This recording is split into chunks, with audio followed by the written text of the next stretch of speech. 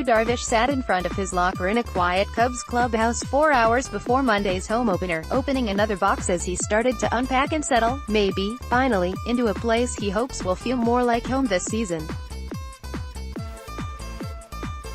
As Darvish worked on the box, he was reminded about a conversation he had exactly 1 month earlier with reporters in Arizona, then interrupted before the sentence was finished.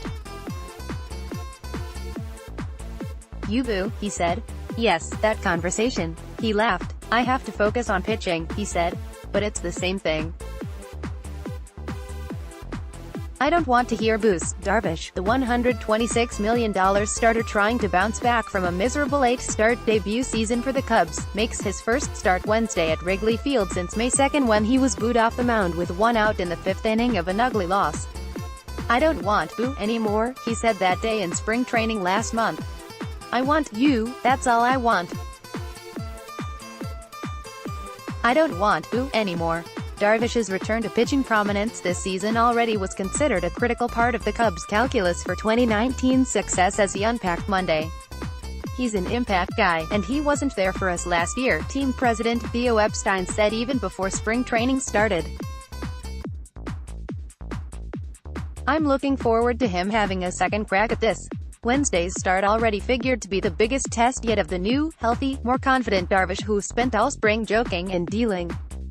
Then the stakes only got higher with the hamstring injury that is expected to land ace Jon Lester on the injured list before Darvish takes the mound Wednesday. And after 2 subpar starts on the road to open the season, the expectations for Wednesday seem anything but certain. Even Darvish seemed to recognize the potential for uneasiness among the fans on Monday as he anticipated opening day introductions. Now it gets real. Darvish walked 7 in his first start, facing former teammates in Texas, and failed to get out of the 3rd inning.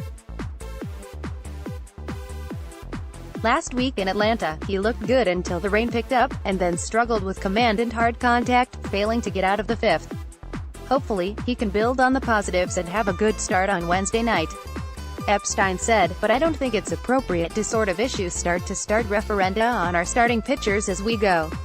That will be unavoidable for Darvish until or unless he strings together enough productive starts to ease the skepticism earned through 10 healthy starts for the Cubs that have produced only 3 that lasted even 5 innings. He's looking to settle in," Epstein said. "His first start, as with a couple of our guys, wasn't what he looked for. He made progress the last time out. There's still certainly room for improvement going forward, and I think he will show it. He'd better, and fast, if he wants to turn those boos to use." And with his struggling team already 3-7 as it loses its ace to the injury list, Darvish has never been more important to the Cubs. He said the mechanical adjustment he made before last week's start paid off, and that he feels strong physically heading into Wednesday. "After that I still was working to fix some little things, and I feel really good right now," he said, adding that he's excited to restart his relationship with the home crowd. "I'm so happy to be here again," he said, "because last year I couldn't pitch for most of the season."